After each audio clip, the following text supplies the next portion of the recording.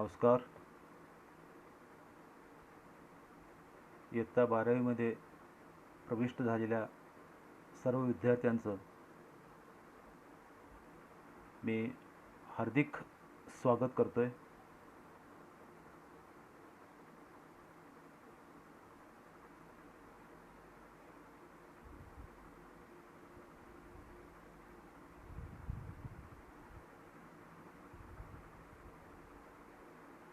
काल मी तुम्हाला एक सूचना दिलेली होती की ज्यामध्ये मॅथमॅटिकल लॉजिक या चॅप्टरचे पहिले 4 पेजेस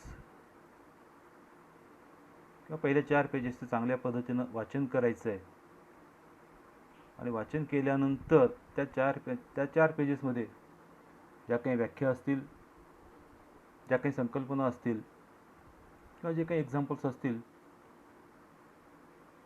ते मी तुम्हाला आज समजावून सांगणार आहे आणि त्यातले जे काही एक्झाम्पल्स आहेत मी तुम्हाला आज सोडून देणार आहे.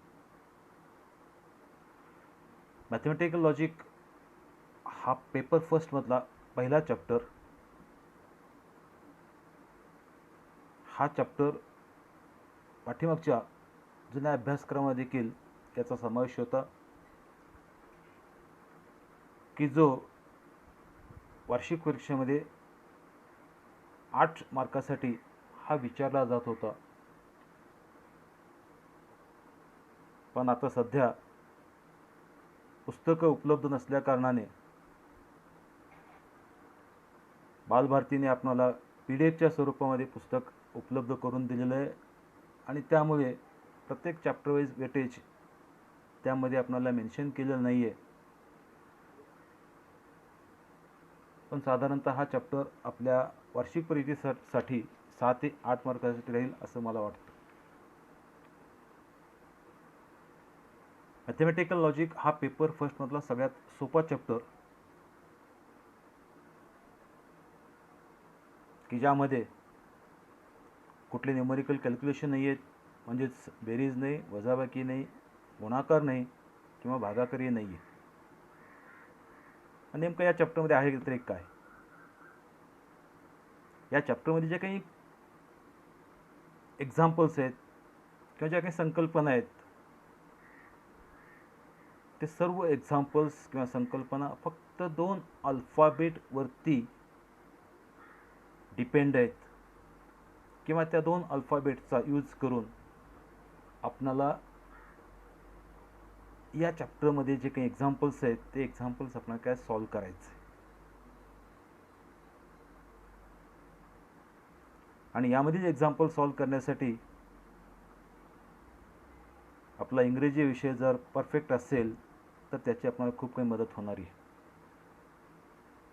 अर्थातच सेंटेन्स म्हणजे काय, ओपन सेंटेन्स म्हणजे काय, सिंपल सेंटेन्स म्हणजे काय, इंट्रॉगेटिव्ह सेंटेन्स म्हणजे कोणते किंवा एक्सप्लेनेटरी म्हणजे कोणते, हे जर तुम्हाला माहिती असतील तर हा चॅप्टर आपल्याला आणखीन समजायला खूप काही सोपं जाईल.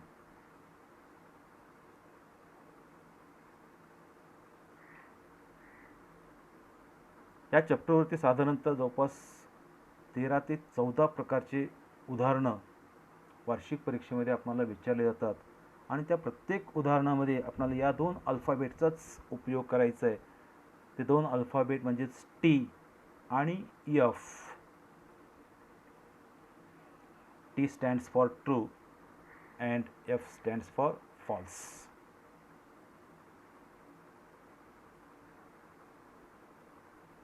या चॅप्टरमधली पहिली जी व्याख्या आहे ती व्याख्या आहे स्टेटमेंट. ती व्याख्या अशी केलेली आहे, ए statement is declarative sentence which is either true or false but not both simultaneously, and the statements are generally denoted by small letters P, Q, R and so on. परत एकदा व्याख्या सांगतो मी.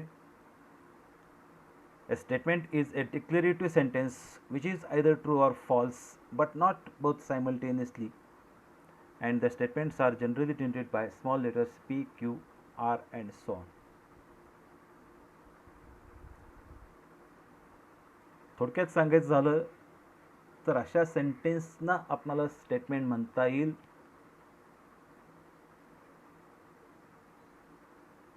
की तो वाचल्यानंतर आपल्याला त्यावर निष्कर्ष काढता येईल की तो चुकीचा आहे का बरोबर आहे. हा जर निष्कर्ष काढता आला तर अशा सेंटेन्सना काय स्टेटमेंट म्हणायचे.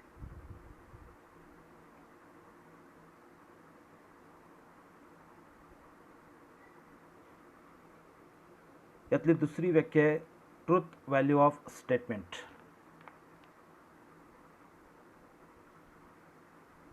प्रत्येक स्टेटमेंट हा एकतरी तो ट्रू असतो किंवा फॉल्स असतो, म्हणजेच चुकीचा असतो किंवा बरोबर असतो. समजा आपल्याला दिलेला स्टेटमेंट हा जर ट्रू असेल म्हणजेच बरोबर असेल तर अशा वेळेस त्याची ट्रूथ व्हॅल्यू ही कॅपिटल टीनी दर्शविली जाते, आणि दिलेला स्टेटमेंट जर फॉल्स असेल तर त्याची ट्रूथ व्हॅल्यू ही कॅपिटल एफ यांनी दर्शविली जाते. म्हणजेच एखादा स्टेटमेंट जर ट्रू असेल तर त्याची ट्रूथ व्हॅल्यू ही काय असेल टी, आणि एखादा स्टेटमेंट जर फॉल्स असेल तर त्याची ट्रूथ व्हॅल्यू असते एफ, कॅपिटल एफ. आता याची काही एक्झाम्पल आपण घेऊत. काही सेंटेन्स आपल्याला दिलेले आहेत किंवा काही स्टेटमेंट आपल्याला दिलेले आहेत.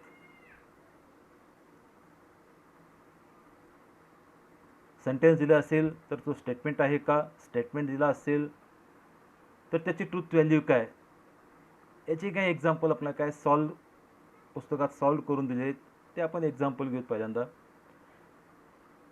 यातला पहिला एक्झाम्पल आहे फॉलोइंग सेंटेन्सेस आर स्टेटमेंट्स. म्हणजे कोणत्या प्रकारचे सेंटेन्सेस हे स्टेटमेंट असतात त्याची काही उदाहरणं इथं आपल्याला दिलेली आहेत. सन रायजेस इन द ईस्ट. आता हा जो सेंटेन्स आहे हा का स्टेटमेंट आहे, याच्यावरून आपल्याला काय निष्कर्ष काढता येतो की हा दिलेला सेंटेन्स चुकीचा आहे का बरोबर आहे. म्हणून हा दिलेला सेंटेन्स काय स्टेटमेंट आहे. त्यानंतर दुसरा जो उदाहरण आहे तो आहे 5 × 2 = 11. आता हा देखील काय स्टेटमेंट आहे. तो बरोबर आहे का चुकीचा आहे तो नंतरचा भाग, पण आपल्याला दिलेल्या सेंटेन्सवरनं आपल्याला काय कन्क्लुजन करता येतं की दिलेला सेंटेन्स चुकीचा आहे का बरोबर आहे. आता इथं दिलेलं आहे 5 × 2 = 11. तो चुकीचा आहे का बरोबर आहे तो नंतरचा भाग, पण इथं आपल्याला काय निष्कर्ष काढता येतो की दिलेला सेंटेन्स हा चुकीचा आहे. म्हणजेच आपल्याला काय निष्कर्ष काढता येतो, म्हणजेच हा दिलेला सेंटेन्स हा काय स्टेटमेंट आहे. त्यानंतर यातला तिसरा एक्झाम्पल आपण दिलेलं आहे एव्हरी ट्रायंगल हॅज 3 साइड्स. प्रत्येक त्रिकोणाला 3 बाजू असतात. अर्थातच हा सेंटेन्स काय स्टेटमेंट आहे, आणि शिवाय या स्टेटमेंटची काही ट्रूथ व्हॅल्यू आहे. म्हणजेच हा स्टेटमेंट कसा आहे ट्रू आहे, म्हणजेच याची ट्रूथ व्हॅल्यू काय आली दॅट इज टी. त्यानंतर आणखीन काही एक्झाम्पल आपण दिलेले आहेत.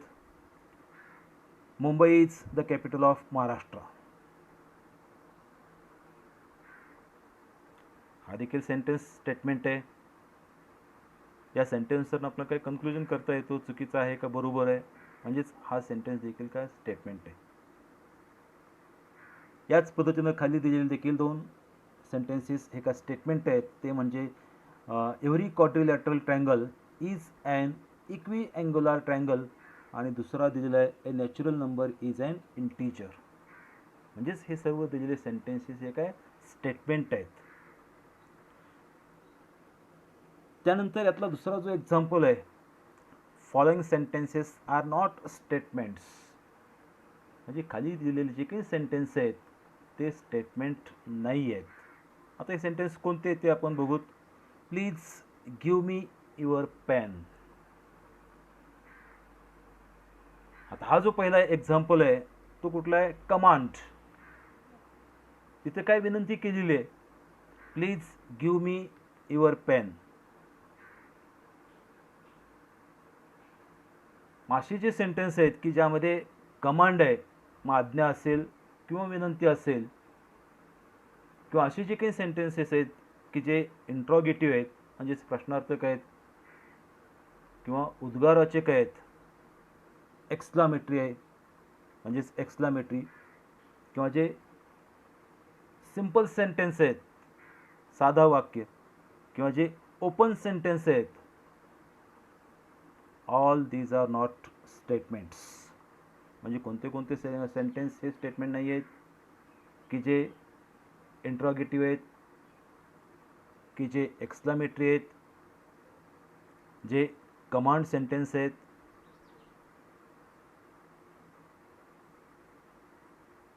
त्यानंतर सिंपल सेंटेन्स आहेत, त्यानंतर जे ओपन सेंटेन्स आहेत, हे सर्व प्रकारचे सेंटेन्सेस हे स्टेटमेंट नसतात किंवा नाहीत. आता यातला पहिला जो एक्झाम्पल दिलेला आहे, please give me your pen, हा काय कमांड सेंटेन्स आहे, तर काय विनंती केलेली आहे, प्लीज मला तुझा पेन दे. इथे काय विनंती आहे. त्यानंतर दुसरा एक्झाम्पल आहे, what is your name, interrogative sentence. आताच मगाशी तुम्हाला सांगितल्याप्रमाणे इंट्रॉगेटिव्ह असेल, एक्सक्लामेटरी असेल, कमांड असेल, किंवा ओपन असेल, किंवा सिंपल असेल, all these are not statements.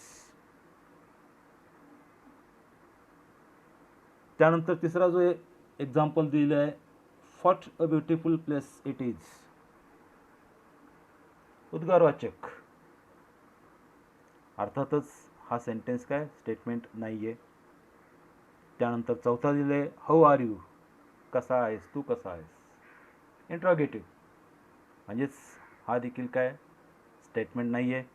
याच पद्धतीनं खाली जे जे उदाहरण दिले आहेत, these are also not statements. Do you like to play tennis, interrogative आहे म्हणून तो स्टेटमेंट नाही आहे. Open the window, simple sentence.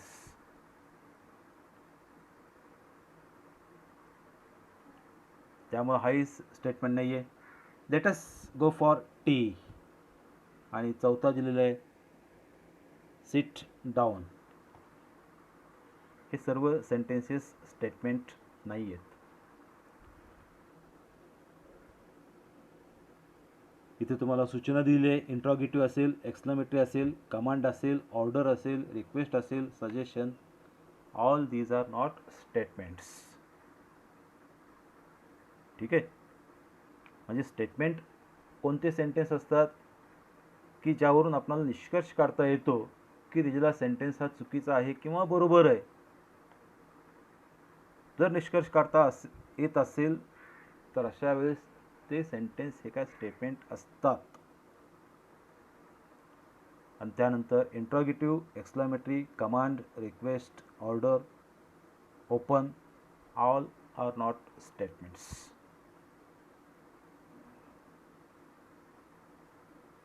त्यानंतर इथं आणखीन काही उदाहरणं दिलेली आहेत. त्यापैकी त्यातला पहिला आहे, 3x/2 - 9 = 0. 3x/2 - 9 = 0.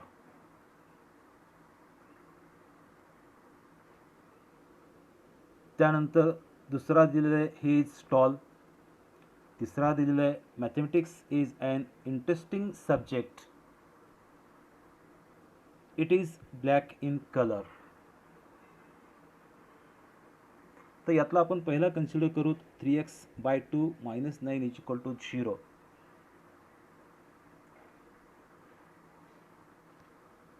तर हा इक्वेशन जर आपण सोडवला तर इथे x ची किंमत येईल 6. 3x/2 - 9 = 0. If we solve this equation, then the value of x becomes x = 6. For this particular value of x, that is if we take x = 6, then this equation is satisfied. And if we take other values of Ex, then this equation does not satisfy it. Means it is open sentence. Particular value of X is, if we take 6, then this is true. And if we take another value of Ex, then this equation is not satisfied. Then in this case it is false. That is, we get both the truth values, that is t. If we take x is equal to 6, then its truth value is t. And if we take another value of Ex, that is 1, 2, 3 or except 6, then it is false. Now this is open sentence, therefore this is not a statement. Now second example is he is tall. आता ही म्हणजे नेमका कोण, त्याचा इथे स्पष्ट उल्लेख केलेला नाहीये.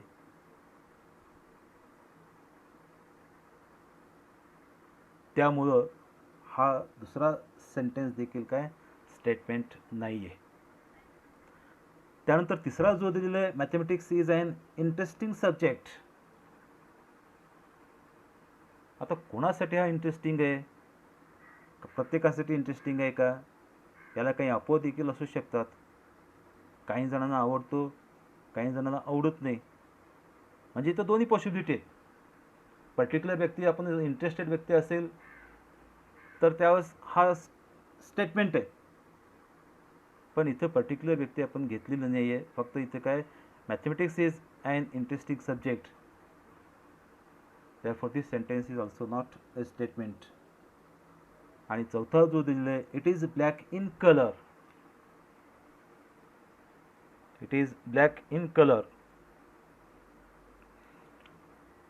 आता नेमकं हा कोणत्या वस्तूसाठी हा यूज केलेला आहे.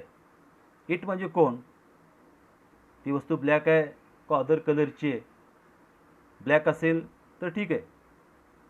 समजा ग्रीन कलरची असेल, it is black in colour, मग हा सेंटेन्स स्टेटमेंट होईल. पण त्याची ट्रूथ व्हॅल्यू काय असेल, एफ. म्हणजेच ज्या सेंटेन्सचे ट्रूथ व्हॅल्यूज या दोन्ही येतात, म्हणजेच ट्रू आणि फॉल्स, तर अशा सेंटेन्सला काय म्हणतात, ओपन सेंटेन्स. आता या एक्झाम्पल तसंच आहे. It is black in colour. Particular त्या ब्लॅक वस्तूकडे आपण जर निर्देश केला तर हा दिलेला सेंटेन्स का स्टेटमेंट आहे आणि त्याची ट्रूथ व्हॅल्यू कशी ट्रू आहे. समजा ग्रीन वस्तू किंवा रेड वस्तूकडे आपण जर बोट दाखवलं तर याची ट्रूथ व्हॅल्यू काय येईल, दॅट इज एफ. म्हणजेच ज्या सेंटेन्सच्या ट्रूथ व्हॅल्यूज दोन्ही येतात, टी आणि एफ,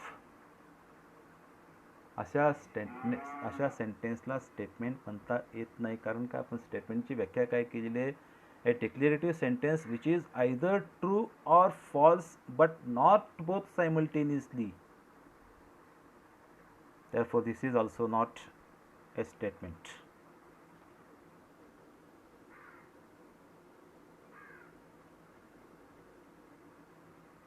त्यानंतर इथे तुम्हाला काही सॉल्व्ड एक्झाम्पल दिलेत. आता या दिलेल्या स्पष्टीकरणावरून कोणते सेंटेन्स स्टेटमेंट असतात आणि कोणते नसतात याची तुम्हाला आता कल्पना आली असेल, तर त्याचा उपयोग करून हे सॉल्व्ड एक्झाम्पल हे तुम्ही घरी सोडवायचेत. आता तुम्हाला जी काही माहिती दिलेली आहे, स्टेटमेंट म्हणजे काय किंवा जे सेंटेन्स स्टेटमेंट असतात आणि कोणते नसतात, हे तुम्हाला आता सांगितलेलं आहे. त्यावरून हे जे सॉल्व्ड एक्झाम्पल आहेत ते तुम्ही घरी सोडवायचे. त्यानंतर पुढची जी व्याख्या आहे आपली ती आहे logical connectives, simple and compound statements.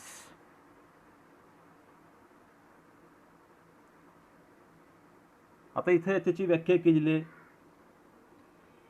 The words or phrases which are used to connect two statements are called logical connectives. म्हणजेच दोन वाक्यांना जोडणारे जे काही शब्द आहेत,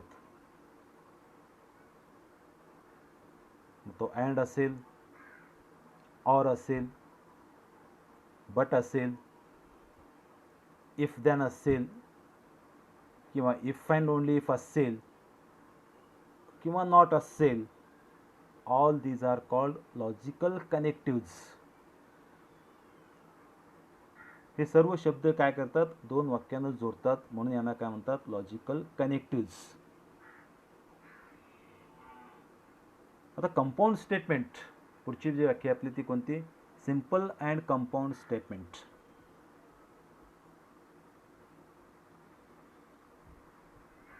आता इथं पहिल्यांदा सिंपल स्टेटमेंटची व्याख्या केली आहे.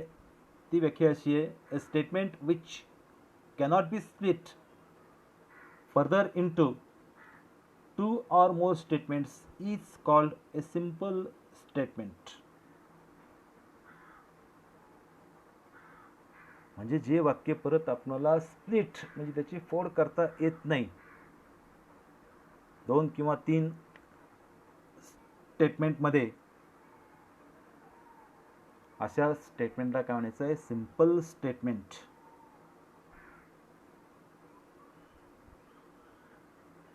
आणि कंपाऊंड स्टेटमेंट कशाला म्हणायचं आहे, ए statement is the combination of two or more simple statements, then it is called a compound statement.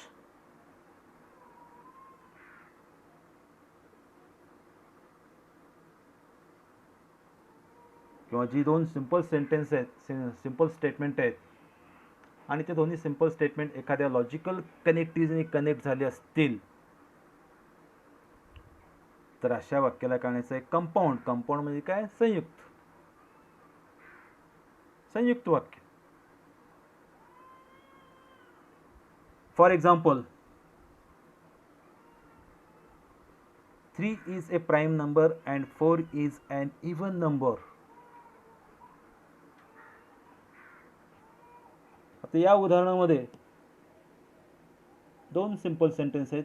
त्यापैकी पहिला म्हणजे 3 is a prime number, आणि दुसरा जो सिंपल सेंटेन्स आहे तो म्हणजे 4 is an even number. आणि हे दोन्ही सिंपल सेंटेन्सेस किंवा स्टेटमेंट्स हे अँड या कनेक्टिव्हनी हे काय कनेक्ट झालेले आहेत.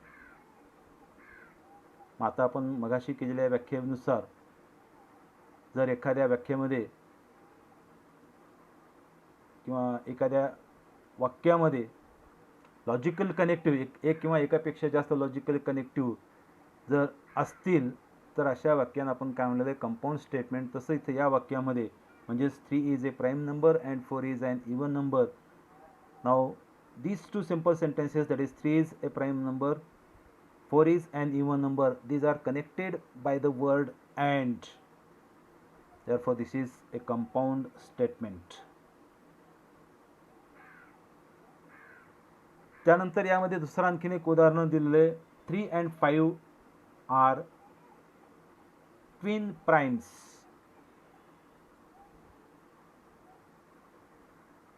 आता इथं हा जो स्टेटमेंट दिलेला आहे याची आपल्याला फोड करता येते का, नाही येत. दोन किंवा दोनपेक्षा जास्त स्टेटमेंटमध्ये याला आपल्याला काय स्प्लिट करता येत नाही आहे, म्हणून हा जो स्टेटमेंट आहे तो कोणता आहे, दॅट इज सिंपल स्टेटमेंट.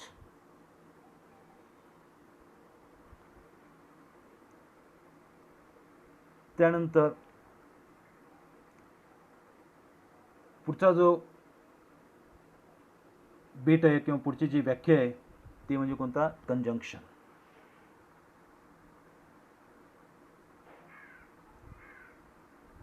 त्याची व्याख्या इथं अशी केलेली आहे, if two statements are combined using the connective and, then it is called as a conjunction.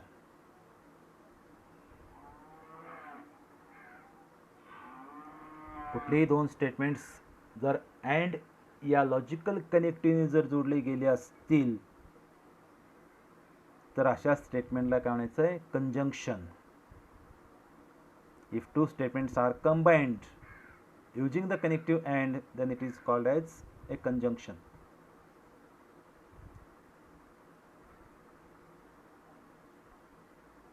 समजा आपण दोन स्टेटमेंट घेतले, यापूर्वी आपण म्हणलेलं आहे की statements are generally denoted by the small letters P, Q and R. If P and Q are two statements, then P and Q is called as conjunction. If P and Q are two statements, then P and Q is called as conjunction, and it is denoted by P conjunction Q किंवा P and Q. आता P आणि Q या दोन्ही मधला जो symbol आहे तो symbol कशाचा आहे? अँड किंवा त्यालाच काय म्हणायचं आहे? कंजंक्शन.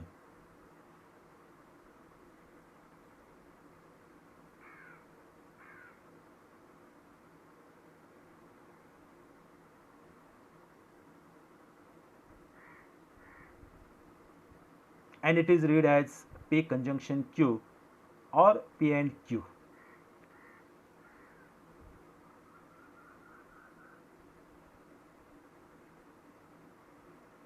त्यानंतर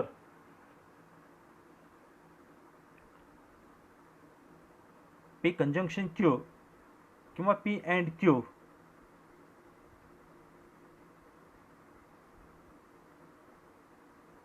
याची ट्रूथ व्हॅल्यू ही ट्रू कधी असते? आता ट्रूथ व्हॅल्यू म्हणजे काय आपण बघितलेलं आहे. एखादा स्टेटमेंट जर ट्रू असेल तर त्याची ट्रूथ व्हॅल्यू काय असते? T.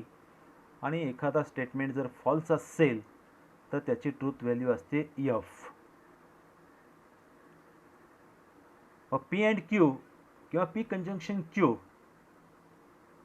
is said to be true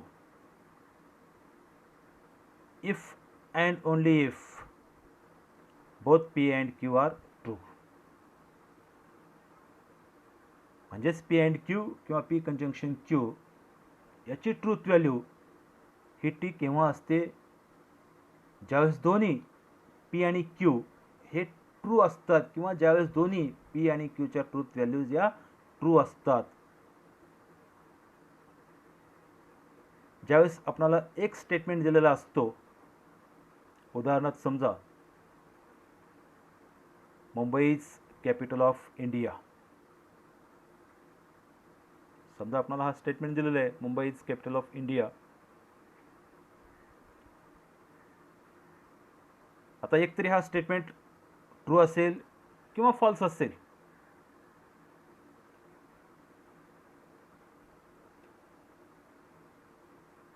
म्हणजेच ज्यावेळेस आपल्याला एक स्टेटमेंट दिला जातो त्यावेळेस त्याच्या दोन ट्रूथ व्हॅल्यूज असतात.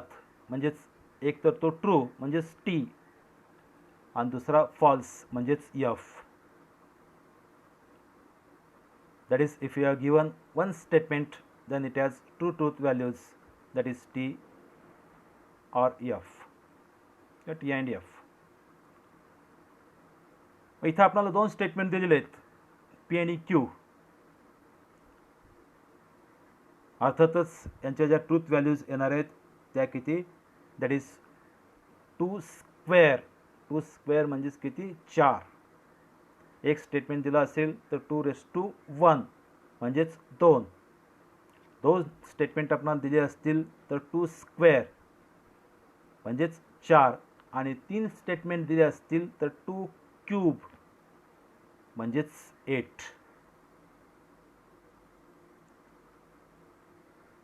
आता या दोन्ही स्टेटमेंटच्या म्हणजेच P आणि Qच्या ट्रूथ व्हॅल्यूज इथं आपल्याला दिलेल्या आहेत किंवा कोणत्या पद्धतीने घ्यायचं आहे? Pच्या ट्रूथ व्हॅल्यूज घेत असताना पहिल्या दोन ट्रू आणि त्यानंतरच्या दोन फॉल्स. Qच्या ट्रूथ व्हॅल्यूज घेत असताना अल्टरनेटिव्ह व्हॅल्यूज घ्यायचे TF. त्यानंतर आता आपण मगाशी कंजंक्शनच्या व्याख्येमध्ये म्हणलेलं आहे P conjunction Q is true if and only if किंवा only if both P and Q are true. म्हणजेच ज्यावेळेस P आणि Q या दोन्हीच्या ट्रूथ व्हॅल्यूज ज्यावेळेस ट्रू असतात त्याच वेळेस P कंजंक्शन Q याची ट्रूथ व्हॅल्यू कशी असते? T. म्हणून इथं पहिली जी व्हॅल्यू आहे P कंजंक्शन Q ती व्हॅल्यू ट्रूथ व्हॅल्यू किती आहे? T. आणि दोन्हीपैकी एक हा जर फॉल्स असला मग ती Pची ट्रूथ व्हॅल्यू फॉल्स असेल किंवा क्यूची ट्रूथ व्हॅल्यू फॉल्स असेल तर अशा वेळेस पी कंजंक्शन क्यू याची ट्रूथ व्हॅल्यू ही काय असते, फॉल्स म्हणजेच एफ. म्हणून सेकंड लॉजिकल केसमध्ये that is P is true and Q is false, then P conjunction Q is false.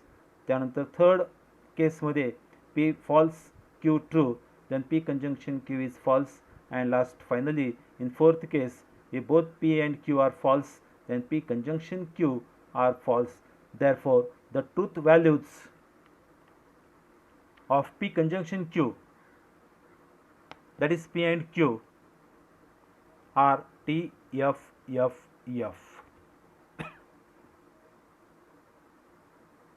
okay. P conjunction Q यांच्या ट्रूथ व्हॅल्यूज कोणते आहेत, टी, एफ, एफ, एफ.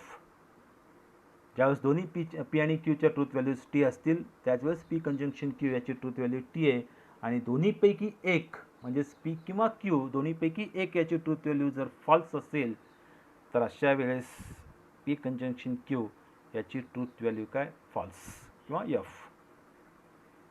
हा झाला पहिला लॉजिकल कनेक्टिव्ह अँड किंवा यालाच काय म्हणतात, कंजंक्शन. त्यानंतर दुसरा जो कनेक्टिव्ह आहे तो म्हणजे कोणता, आपला ऑर किंवा याला काय म्हणतात, डिस्जंक्शन.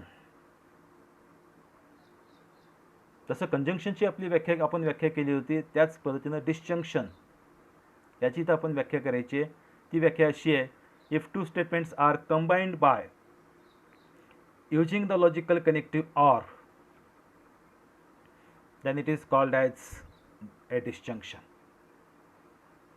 आपण कंजंक्शन कधी म्हणलेलं होतं, ज्यावेळेस दोन स्टेटमेंट हे लॉजिकल कनेक्टिव्ह अँडने जोडले गेले तर त्याला आपण काय म्हणलेलं होतं, conjunction.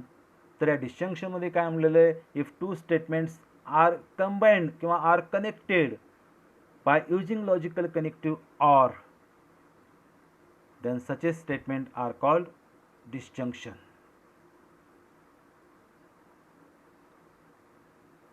Again, if you consider P and Q are two statements, then P or Q is called as disjunction. तसं पहिल्या व्याख्येमध्ये P and Q त्याला काय म्हटलं होतं, कंजंक्शन. तसं इथं P or Q is called as disjunction and it is denoted by P disjunction Q. इथं देखील P आणि Q च्या दरम्यान जो सिम्बॉल आहे V तो कशाचा आहे, ऑर किंवा disjunction. And it is read as P or Q or P disjunction Q. परत ज्या पद्धतीनं आपण कंजंक्शनचा आपण ट्रूथ टेबल जो आपण फॉर्म केलेला होता त्याच पद्धतीनं आपल्याला डिस्जंक्शनचा ट्रूथ टेबल इथं आपल्याला फॉर्म करायचं आहे. परत इथं दोन स्टेटमेंट आहेत पी आणि क्यू. पाठीमागच्या पद्धतीनंच इथं देखील दोन स्टेटमेंट असताना त्यांच्या ट्रूथ व्हॅल्यूज किती येतील, एकूण 4. त्यानुसार पीच्या ट्रूथ व्हॅल्यूज या असतील टी टी, एफ एफ, आणि क्यूच्या ट्रूथ व्हॅल्यूज असतील टी एफ, टी एफ. आता कंजंक्शनमध्ये आपण काय म्हणलेलं होतं, ज्यावेळेस पी आणि क्यू या दोन्हीच्या ट्रूथ व्हॅल्यूज या ट्रू असतील म्हणजेच टी असतील त्यावेळेस पी कंजंक्शन क्यू ची ट्रूथ व्हॅल्यू काय, ट्रू किंवा टी म्हणलेलं होतं आपण. तर इथं डिस्जंक्शनमध्ये काय म्हणलेलं आहे, the disjunction P disjunction Q is false if and only if both P and Q are false.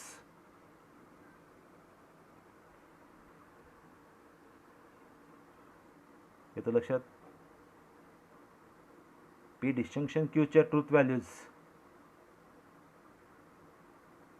मग यावरून काय सांगता येतील आपल्याला, इथं आपण काय म्हणलेलं आहे, P disjunction Q is false if and only if both P and Q are false. म्हणजेच ज्या वेळेस पी आणि क्यू या दोन्हीच्या ट्रूथ व्हॅल्यूज या फॉल्स असतील म्हणजेच एफ असतील त्यावेळेस पी डिस्जंक्शन क्यू याची ट्रूथ व्हॅल्यू काय फॉल्स आहे किंवा एफ आहे, आणि बाकीच्या सर्वच केसेसमध्ये पी डिस्जंक्शन क्यू याची ट्रूथ व्हॅल्यू काय टी आहे.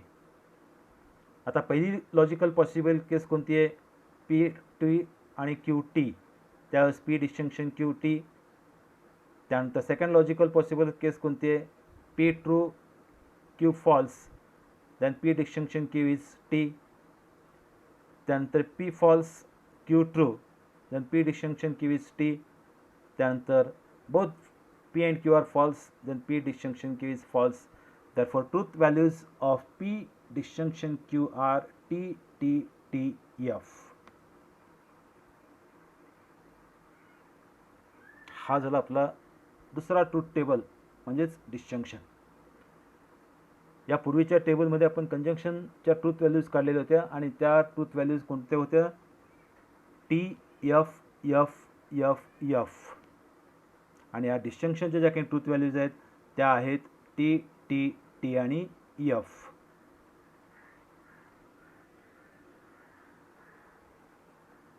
त्यानंतर तिसरा जो लॉजिकल कनेक्टिव्ह आहे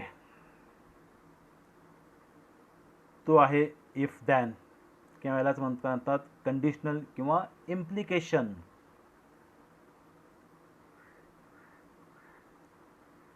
आता याची व्याख्या काय केली आहे बघा, if two statements are combined by using the connective if then, if two statements are combined by using the connective if then it is called as conditional or implication. म्हणजेच कुठलीही दोन स्टेटमेंट या कनेक्टिव्हने जोडले गेले तर, कोणता, इफ दॅन, या कनेक्टिव्हने जोडले गेले तर अशा स्टेटमेंटला काय म्हणायचं आहे, कंडिशनल स्टेटमेंट किंवा इम्प्लिकेशन. परत इथं आपण पी आणि क्यू दोन स्टेटमेंट घेतले आपण, तर if P then Q is called as conditional. If then चा मिनिंग काय, पी नंतर क्यू. इफ देन चा मिनिंग काय, if P then Q.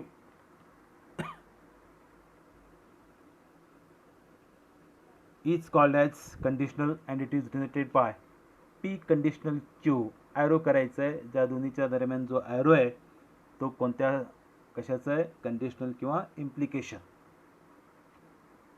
And read it as P implies Q or if P then Q.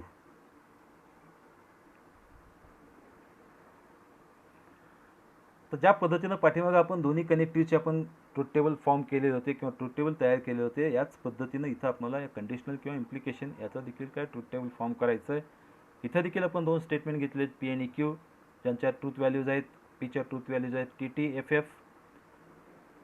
क्यूच्या truth values आहेत T, F, T, F. आता P conditional क्यूच्या truth values काय येतात इथं बघा, the conditional statement P conditional Q is false. हा conditional statement false कधी असतो, only if P is true and Q is false. P conditional Q हा फॉल्स कधी असतो, ज्यावेळेस P ची ट्रूथ व्हॅल्यू T असते आणि ज्यावेळेस Q ची ट्रूथ व्हॅल्यू F असते म्हणजे TF, त्यावेळेस P कंडिशनल Q ची ट्रूथ व्हॅल्यू काय F आहे आणि बाकी सर्व केसेसमध्ये याची ट्रूथ व्हॅल्यू काय टी आहे.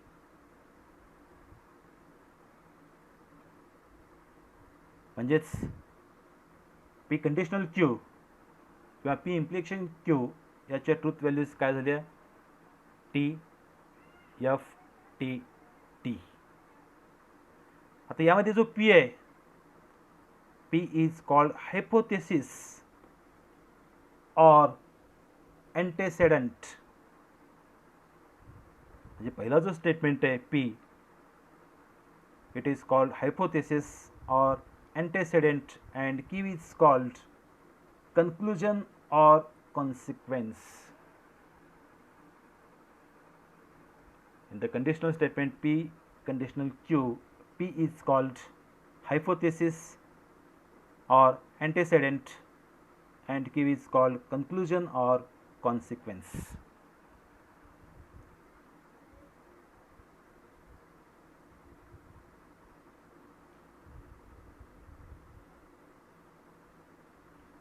आता या कंडिशनलचेच काही इक्विव्हॅलेंट इथं स्टेटमेंट आहेत.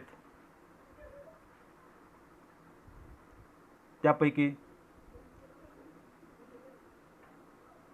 P is sufficient for Q, म्हणजेच P कंडिशनल Q हा जो कंडिशनल स्टेटमेंट आहे त्याला आपल्याला असंही म्हणता येईल P is sufficient for Q किंवा Q is necessary for P, P implies Q, Q follows from P आणि शेवटचा P only if Q.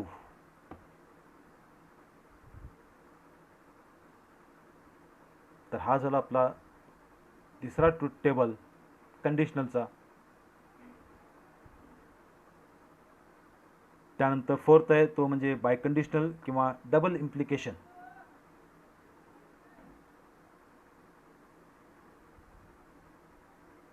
त्याची व्याख्या इथं अशी केलेली आहे, if two statements are connected by using the logical connective if and only if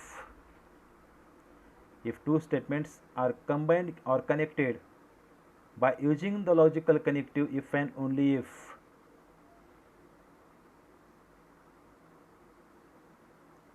then it is called as biconditional. Then it is called biconditional. In other words, if PQ are two statements, then P if and only if Q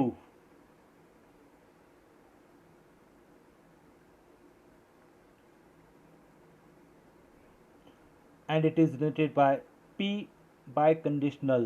दोन्ही बाजूला arrow आहे. हा जो symbol आहे किंवा हा जो notification आहे तो कशाचा आहे, बायकंडिशनल. and it is read as P biconditional only if Q किंवा B biconditional Q.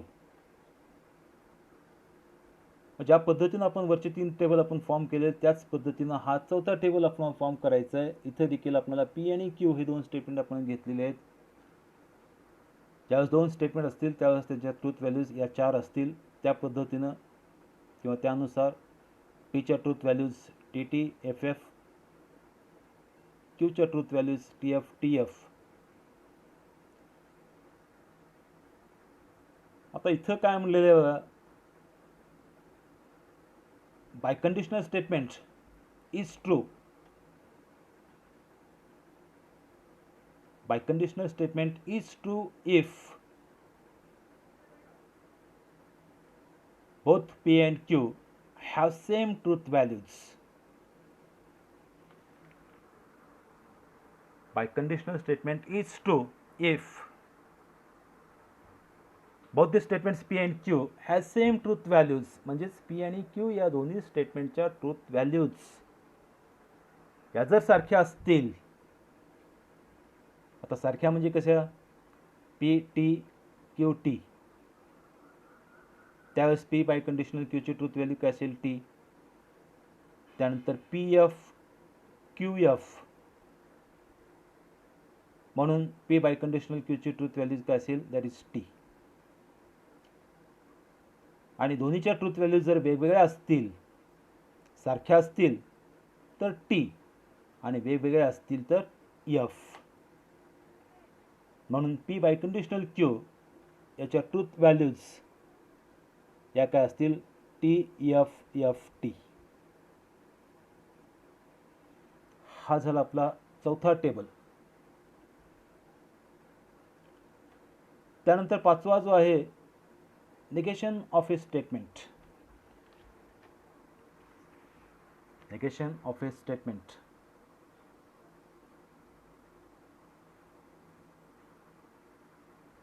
समजा आपल्याला एखादा स्टेटमेंट P दिलेलं आहे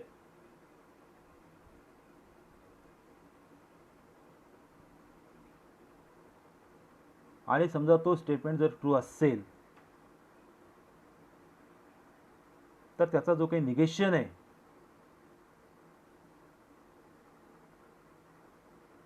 त्याची ट्रूथ व्हॅल्यू काय असेल, एफ किंवा false. For any given statement P there is another statement which is defined to be true when p is false, and false when p is true is called the negation of p and is denoted by negation. हा p च्या अलीकडचा जो symbol आहे तो कशाचा आहे, निगेशनचा, आणि त्याला वाचायचं कसं आहे, निगेशन p. म्हणजेच p हा जर ट्रू असेल, त्याचं इथं आपण ट्रूथ टेबल काढलेलं आहे. आता इथे एकच स्टेटमेंट आहे, म्हणजेच त्याच्या दोन ट्रूथ व्हॅल्यूज असतील टी आणि एफ. त्यानंतर त्याचा जो निगेशन आहे तर त्यासमोरच आपण लिहिलेलं आहे निगेशन पी. निगेशन पीच्या व्हॅल्यूज काय असतील, जर पी हा ट्रू असेल तर निगेशन पी हा का असेल, एफ, आणि पी हा जर एफ असेल तर निगेशन पी का असेल, दॅट इज टी. म्हणून निगेशन पीच्या ट्रूथ व्हॅल्यूज काय असतील, that is F and T.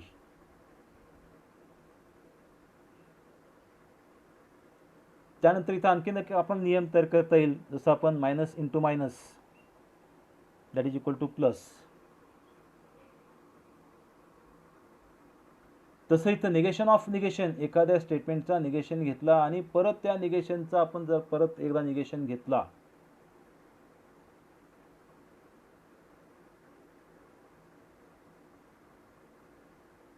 तर तिथं काय तुम्हाला दिलेला पूर्वीचा स्टेटमेंट येईल. negation of negation of a statement is the statement itself, that is negation of negation p is equivalent to p. म्हणजे जसं आपण minus in bracket -4 minus minus काय होतो प्लस, तसं इथं negation of negation is equal to the statement itself.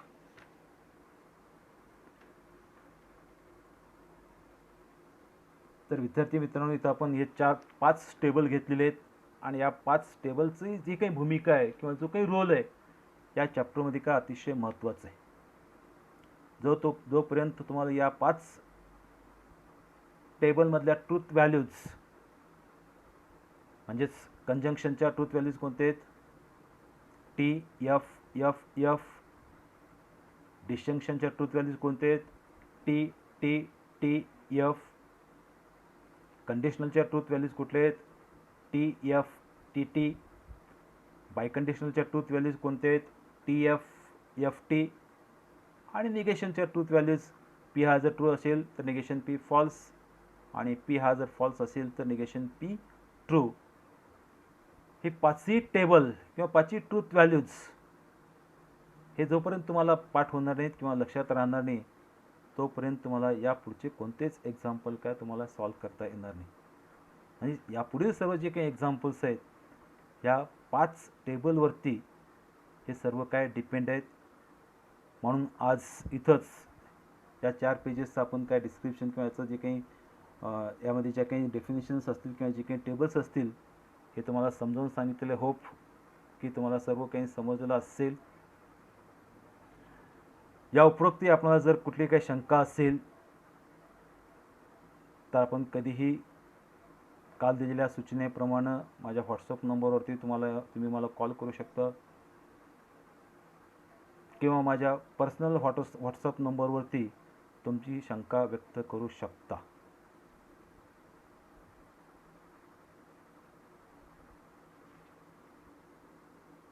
तर आजचा हा जो टॉपिक आहे तो आपण इथंच थांबवायचा आहे. त्यानंतर पुढचे जे काही सॉल्व्ड एक्झाम्पल्स तुम्हाला इथं दिलेले आहेत, सॉल्व्ड एक्झाम्पल साधारणतः चार दिलेले आहेत. 1 2 3 4. हे 4ही सॉल्व्ड एक्झाम्पल तुम्ही घरी सोडवायचे. त्यापैकी आपणास जर कोणता येत नसेल तर आत्ता सांगितल्याप्रमाणे तुम्ही मला कॉल करू शकता किंवा माझ्या व्हॉट्सअप नंबरवरती तुम्ही जी काही शंका असेल ती सेंड करू शकता. त्या सेंड केलेल्या शंकेचं किंवा त्या जे काही डिफिकल्टी आहे किंवा जे काही क्वेश्चन आहे त्याचं सोल्युशन तुम्हाला पाठवून दिलं जाईल. तर जे काही सॉल्व्ड एक्झाम्पल आहेत ते सॉल्व्ड एक्झाम्पल तुम्ही घरी सोडवायचेत. आणि आपल्या वार्षिक परीक्षेमध्ये सॉल्व्ड एक्झाम्पल हे कमीत कमी 80 पैकी जवळपास 30 ते 40 म्हणजे 50% हे विचारले जातात. प्रत्येक चॅप्टरमध्ये जे काही सॉल्व्ड एक्झाम्पल आहेत, शक्यतो आपण काय अनसॉल्व्ड किंवा जे काही एक्झरसाइज दिलेले आहे त्या एक्झरसाइजमधले आपण काय शक्यतो एक्झाम्पल घेत असतो. सॉल्व्ड एक्झाम्पल आहे ते तुम्ही घरी सोडवायचे किंवा त्यामध्ये कुठे काही शंका निर्माण झाली तर ती शंका विचारून त्या शंकेचं निरसन करून घ्यायचं आहे. तर उद्याच्या चर्चेमध्ये आपण एक्झरसाइज 1.1 यामध्ये जे काही एक्झाम्पल्स आहेत 1, 2, 3, 4, 5 हे तुम्हाला मी सोडून देतो. तोपर्यंत तुम्ही आज जे काही झालेलं आहे किंवा जे काही तुम्हाला सांगितलेलं आहे तो परत तुम्ही आता तो प्रिपेअर करायचं आहे. आणि हा भाग इथंच न थांबवता जे काही तुम्हाला सांगितलेलं आहे तो सांगितलेला भाग वही समोर ठेवून आपण काय नोट्स तयार करायचे. फक्त मोबाईलमध्ये ऐकून किंवा मोबाईलमध्ये पाहून आपल्याला अभ्यास होत नाही आहे. काही दिवस तो लक्षात राहील आणि कालांतराने तो विसरून जाईल. म्हणून जे काही ज्या काही महत्त्वाच्या बाबी आहेत किंवा जे काही एक्झाम्पल्स आहेत किंवा जे काही कन्सेप्ट्स आहेत त्या नोट्स म्हणून आपण काय तयार करायचे आहेत. कारण काय मोबाईलमधल्या सर्वच गोष्टी लॉंग टाईम राहत नाहीत. म्हणून अशा वेळेस वही घ्यायची, वहीमध्ये सविस्तर सर्व डेफिनेशन्स लिहायचे किंवा जे काही सॉल्व्ड एक्झाम्पल ते सॉल्व करायचे. आता अनसॉल्व्ड एक्झाम्पल मी तुम्हाला उद्या सोडून देतो आहे. एक्झरसाइज 1.1 मध्ये एकूण 5 एक्झाम्पल आहेत. ते 5ही एक्झाम्पल मी तुम्हाला सोडून देतो आहे. तोपर्यंत तुम्ही सॉल्व्ड एक्झाम्पल सॉल्व करा. Okay, thank you.